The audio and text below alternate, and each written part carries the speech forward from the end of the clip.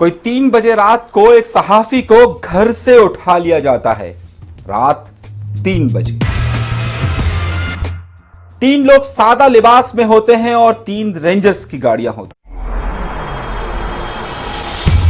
सब बहुत शोर मचाया गया। रिहाई के बाद देखिए पहला इंटरव्यू मेरे साथ, सिर्फ और सिर्फ मेरे साथ, कराची के एक नामवर सहाफी को जिसे रात को उठाया गया था। रिहाई के बाद सिर्फ पहला इंटरव्यू अनीस मंसूरी के साथ। शुरू करते हैं अपने परवरदिगार के शुक्र से कि जिसने मुझे देखने के लिए आंखें, सुनने के लिए कान, सोचने के लिए दिमाग और सबसे बढ़कर ये के बोलने के लिए जबान अता की है। अपने प्रोग्राम का आगाज करता हूं। ये सोचिए कि रात का पहर है, कराची शहर है, गुलशन इकबाल है, ब्लॉक 4। अगर समझ में ना आए तो ये समझिए कि पटेल हॉस्पिटल के पास। रात 3 बजे आप पहले किसी के पड़ोस का दरवाजा खटखटाते हैं और उसके बाद उसके वहां पर जो शख्स बरामद होता है उसे वहां पर रोक लिया जाता है। गली के दोनों कॉर्नर्स पर रेंजर्स की गाड़ियां खड़ी हो जाती हैं और उसके बाद दरवाजा खटखटाया जाता है उस सहाफी का। रात 3 बजे उसे दरवाजा खटखटाने के बाद उसे लिया जाता है, उसका मोबाइल और उसका वॉलेट कब्जे में लिया जाता है और उसके बाद उसे गाड़ी में बैठाकर मुंह ढांप कर नामालूम मकाम पर मुंतकिल कर दिया जाता है। हैरत अंगेज तौर पर इस तरीके से उठाया जाता है कि जैसे किसी बहुत बड़े दहशतगर्द को उठाया जा रहा हो। यह बात मैं नहीं कह रहा, बल्कि यह उस सहाफी की बेटी ने कही है मुझसे। तमाम जगहों पर सोशल मीडिया पर एक शोर सा बरपा हो जाता है और सब लोग इस बारे में पूछना शुरू हो जाते हैं। मारूफ सहाफी हामिद मीर लिखते हैं कि उस सहाफी को उठाया गया है कि जिसने चंद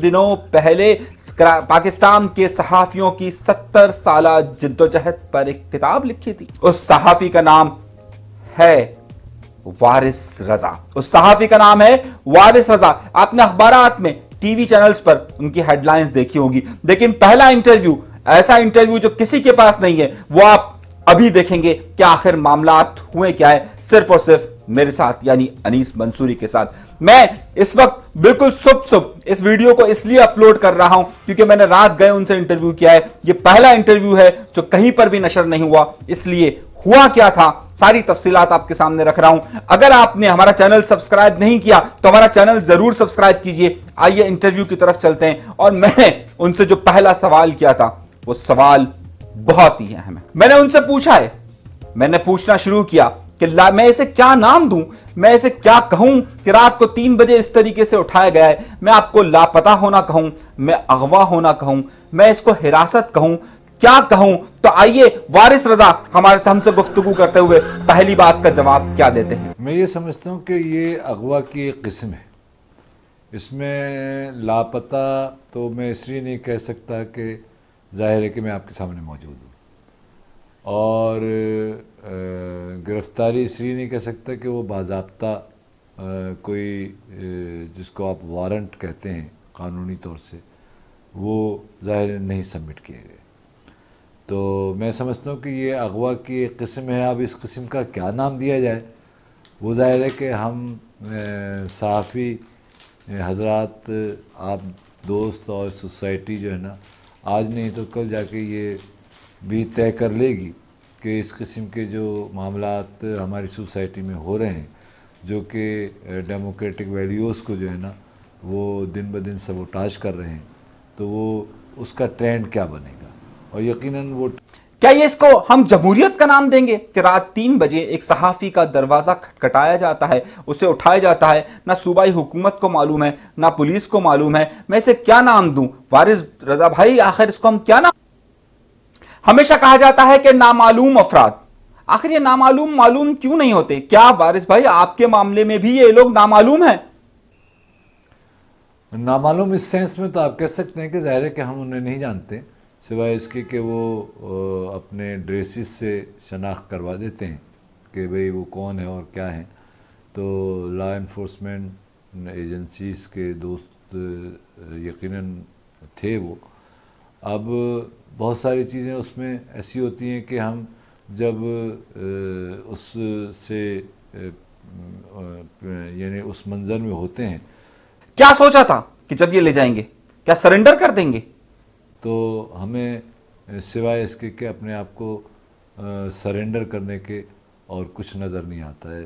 اور آپ اس کو جبر کہیں یا آپ اس کو جو ہے وہ اس سوسائٹی کا ایک جو ہے ایل گاٹن ایٹیٹیوڈ کہیں، جو بھی آپ اس کا نام دیں، لیکن بہرحال کسی بھی طور سے یہ قانونی انداز نہیں ہے، اور یہ انداز جو ہے نا وہ کسی طور پہ نہیں اپنانا چاہیے. آخر جرم کیا ہے صحافیوں کو؟ کیا اس وقت حکومت سب سے بڑی اپوزیشن کیا صرف اور صرف صحافیوں کو سمجھتی؟ کیا تھا آپ کا؟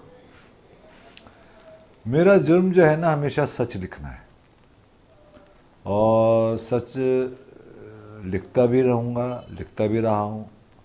اور سچ کے اوپر جو ہے چونکہ کہتے ہیں کہ کوئی آنچ نہیں آتی، لہٰذا ظاہر ہے کہ سچ میرا جرم ہے، اور یہ جرم اگر کرنے پر میری جان بھی چلی جاتی ہے تو مجھے کوئی اس پر ملال نہیں ہوگا. آپ دیکھ رہے ہیں اس وقت ایکسکلوزیو انٹرویو وارث رضا صاحب کا. وارث رضا صاحب وہ صاحب ہیں کہ جنہیں رات کو 3 بجے کراچی شہر میں اٹھایا گیا ہے. کیا بات ہے، کیا حکومت صرف صحافیوں کے خلاف ہے؟ کبھی وہ وکلا کے خلاف ہو جاتی ہے، کبھی الیکشن کمیشن کے خلاف ہو جاتی ہے، اور اس بار لگتا یہ ہے کہ صحافیوں کے خلاف وہ یہ سمجھتی ہے کہ وہ سب سے بڑی اپوزیشن ہی صحافی ہے. آپ ریاست کے حوالے سے بہت کچھ لکھتے ہیں، تو کیوں لکھتے ہیں؟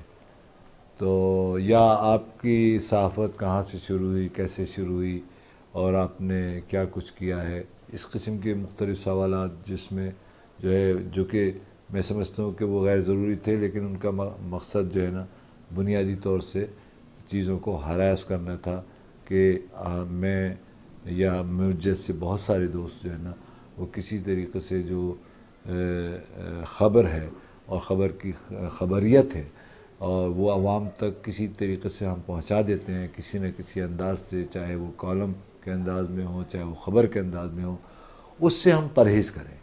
تو وہ میں نے بڑی معصومیت سے پوچھا، وارث بھائی کیوں لکھتے ہیں اتنا؟ تو مجھے کہنے لگے تم بھی تو بولتے ہو. میں نے کہا میری تو عادت ہو گئی ہے. تو وارث بھائی نے کیا جواب دیا سنیے. شاید کہ یعنی پرابلم کریٹر ہوں جو وہ سمجھتے ہیں، جو کہ ہم نہیں ہیں. ہم سمجھتے ہیں کہ ہم سوسائٹی میں ایک اعتدال لانا چاہتے ہیں، اس سوسائٹی میں انصاف کی فضا قائم کرنا چاہتے ہیں، سوسائٹی میں قانون کی جو ہے قانونیت چاہتے ہیں. تو ہمارا نقطہ نظر یہ ہے، جبکہ دوسرے طرف کا نقطہ نظر جو ہے وہ ظاہر ہے کہ ہمارے برخلاف ہے. تو اور وہ طاقت میں بھی ہوتے ہیں. تو بار ان سے یہ سوال پوچھا گیا کہ آپ آخر آزادی اظہار کی بات کر رہے ہیں، کیوں کر رہے ہیں؟ مجھے بڑی حیرت ہوئی کہ جو صحافی اس وقت جو صحافت کے حوالے سے اور آزادی اظہار کے حوالے سے حکومت ایک قانون لانا چاہ رہی ہے، اس حوالے سے اس کی مخالفت کرنے والوں کے لیے اس طریقے سے کیا اٹھانا درست ہے، اور آخر کیوں اٹھایا جا رہا ہے؟ دیکھیے، صحافت کی جو تحریک چل رہی ہے اس کے حوالے سے بہت ساری باتیں ظاہر ہے کہ ہوئی ہیں، اور میں یہ سمجھتا ہوں کہ اس کو بہت زیادہ فوکس کیا گیا ہے اس پوری میری گفتگو میں، میری کنورسیشن میں. اور یہ متعدد مرتبہ یہ سوال کیا گیا کہ یہ صحافیوں کی جو پی ڈی اے میں جو ہے یعنی وہ کیا ہے، آپ اس کو کیوں مخالفت کرنا چاہتے ہیں، آپ کیوں اس کی مخالفت کر رہے ہیں، یہ قانون کیوں آپ اس کو نہیں لاگو کرنا چاہتے. تو میں نے کہا دیکھیے، بات یہ ہے کہ یہ قانون بنیادی طور سے آئین کے آرٹیکل 19 کے تحت جو ہے وہ اس کی خلاف ورزی ہے. تو لہٰذا ہم آئینی طور اگر یہ بڑی اہم بات ہے کہ کن لوگوں پر نگاہ رکھی جاتی ہے، آخر کن لوگوں کو اٹھایا جا رہا ہے؟ کیا جو لوگ آزادی اظہار، جو لوگ حق کی بات کرتے ہیں، جو صرف خبر کی بات کرتے ہیں، کیا انہی کو اٹھایا جا رہا ہے؟ اسی ضمن میں جو ہے وہ دوسری طرف سے یہ بات آئی کہ دیکھیے، ہم جو ہے ان افراد کو زیادہ جو ہے وہ نشانہ بناتے ہیں جو ریاست کے خلاف ہوں. تو میں نے کہا کہ ٹھیک ہے، وہ ریاست کے اگر کوئی خلاف ہوتا ہے تو بالکل آپ ان کو نشانہ بنائیں، اور ہم آپ کے ساتھ ہیں، کیونکہ ریاست جو ہے اس کے خلاف جو ہے نا وہ کبھی بھی کمیونسٹ، سوشلسٹ یا لبرل یا سیکولر نہیں ہوتا، بلکہ وہ وطن پرست ہوتا ہے۔ تو یہ اس بات کو آپ کو سمجھنا ہوگی کہ ریاست کے خلاف بیانیہ ہونا اور ریاستی اداروں کے خلاف بیانیہ ہونا میں فرق ہے۔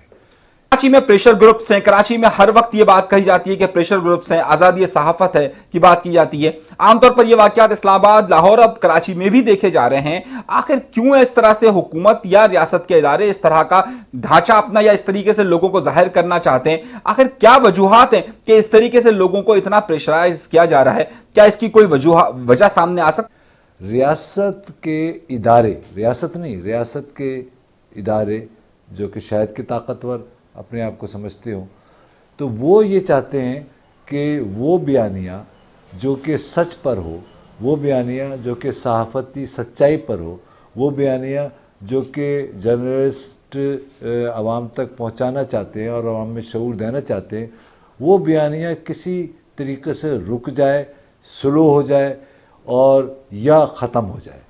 تو یہ بالکل واضح ہے، یہ بات میں آپ کو بہت واضح کر دوں کہ نہ وہ رکے گا، نہ وہ سلو ہوگا اور نہ وہ ختم ہوگا۔ صحافی کسی کے ایجنٹ ہیں؟ کیا ہمیشہ سے صحافیوں کو اٹھانے کے بعد کہہ دیا جاتا ہے کہ یہ انڈیا کے ایجنٹ ہیں، یہ فلاں کے ایجنٹ ہیں، یہ فلاں کے ایجنٹ ہیں؟ نہیں، میرے ساتھ ایسا نہیں کچھ ہوا، بلکہ البتہ یہ ضرور ہوا کہ انہوں نے کہا جناب جیسے اتوار کا میرا کالم ہے ہائبرڈ سسٹم کے خلاف ہے، تو اس کا انہوں نے ضرور مجھے حوالہ دیا۔ تو میں نے ان سے یہ کہا کہ دیکھیے ہائبرڈ سسٹم جو ہے نا اس پر ایک ڈیبیٹ ہونی چاہیے۔ صحافی آزادی اظہار پر یقین رکھتے ہیں، ہم صرف خبر دینا چاہتے ہیں، ہمارا کسی سے کوئی تعلق نہیں ہے نہ، اور ہم لوگ جو تمام صحافی ہیں وہ اس پاکستان سے، اس دھرتی سے بہت محبت کرتے ہیں۔ کسی کے اختلاف کو، کسی کی رائے کو، کسی کے تجزیے کو ہمیشہ سے پاکستان کے مخالف نہ سمجھا جائے۔ ہم سب لوگ اس ریاست سے بہت محبت کرتے ہیں، اس لیے ہم ہمیشہ کہتے ہیں کہ پاکستان زندہ باد، پاکستان زندہ باد، پاکستان زندہ باد۔ لیکن ہم صحافیوں کا ایک مسئلہ ہے۔ خالد علیق بھائی سے میری ایک بار ملاقات ہوئی، لانڈھی میں رہا کرتے تھے، بڑے معروف شاعر رہے، بڑے معروف صحافی رہے، بڑے معروف صحافی رہے۔ ان کا ایک شعر بتانی نہ جانے مجھے انہوں نے اس وقت سنایا تھا، ہمیشہ کیوں یاد رہتا ہے کہ ہم سب پرستوں کی یہ ریت پرانی ہے، ہم سب پرستوں کی یہ ریت پرانی ہے، ہاتھوں میں قلم رکھنا یا ہاتھوں کو قلم رکھنا۔ اپنا بہت زیادہ خیال رکھیے گا، اس مٹی کے لیے، اس شہر کے لیے، اس وطن کے لیے، اپنوں کے لیے۔ انیس منصوری کو دیجیے گا اجازت، اللہ نے کے بعد۔